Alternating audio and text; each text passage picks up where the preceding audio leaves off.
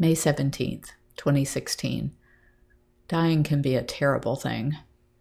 At this writing, my dad isn't dead, but I fully expect to get the sad news soon. I keep trying to picture him happy. Well, happy in whatever form he knows it, and healthy. I rode my bike into work with the intent of talking with Dad about the feasibility of bringing in a 42 by 72 foot commercial modular building to increase our gift shop space. I've pretty much made up my mind that I'm going to do it, but I wanted him to feel like he was making the decision. His health has been declining steadily since his triple heart bypass surgery in August of 2010.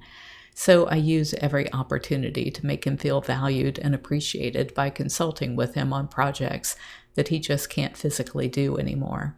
I found him in the shed looking for tar and measuring a roll of flashing. He was breathing hard, but I didn't know how much walking he had just done looking for the supplies, and it was 87 degrees outside, with humidity so thick I felt like I was breathing underwater.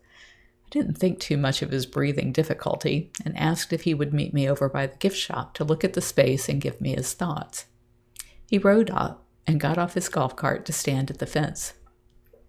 Gail had joined us, and we talked for about 10 minutes. They were listing off all of the reasons why this was going to be a monumental task, which was just what they do. I guess they have to say it all out loud, just to know that it's been said, and maybe as a way to think their way through it.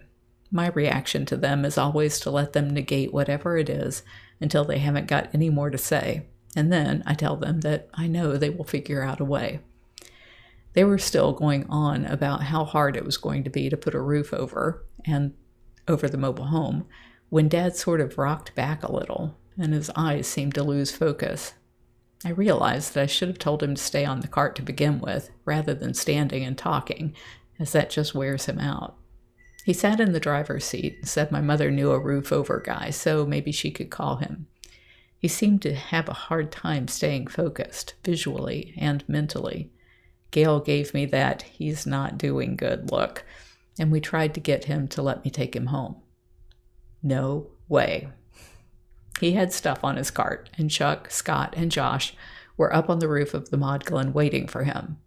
Now I was certain that he wasn't feeling right, because he wouldn't have just abandoned his mission to talk to me about the trailer. I told him when I rode up that I had a call in 30 minutes I had to take, and we could do this an hour from now. He didn't mention anyone waiting for him. He wouldn't let me drive him out on his cart, and wouldn't let Gail take his cart, shifting him to her cart, when he insisted that they needed his cart at the Modglen too. So I got on as a passenger on his cart and let him drive us to the Modglen. As we passed the kitten cabana, he started shaking so hard that he tucked his left hand up under his right arm. By the time we reached the office, I asked if he was holding his heart. It's on the other side, so obviously he wasn't, and he said that he had tucked his hand up like that because he couldn't control the shaking. I asked if I should call 911, and he said he wasn't having a heart attack. He said that he was just agitated by Gail telling him what to do on the gift shop trailer, after having the crew tell him what to do on the Modglen repair. I'm sure no one was telling him what to do. We all know better, but his brain was not firing on all cylinders. When we got to the Modglen, Gail was trying to take his pulse, and he was fending her off agitatedly. So I told her we were fine and sent her away. I went up to the roof and told Chuck what was going on. I figured if I got Gail away from him, he'd calm down. Chuck said he'd keep an eye on him. It was 10 a.m. and I took my call.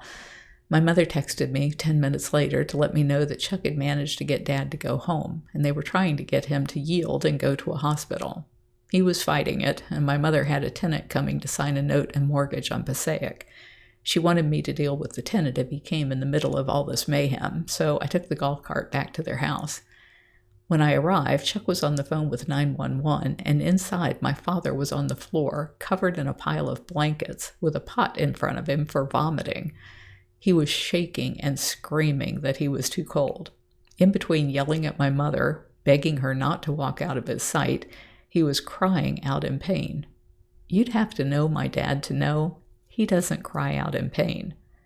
I've seen him take a shard of metal straight into his eyeball that had to be surgically removed without a whimper. I've seen him cut himself all the way to the bone with power tools and never flinch. I figured, like his sense of smell, he just doesn't experience pain the way most people do.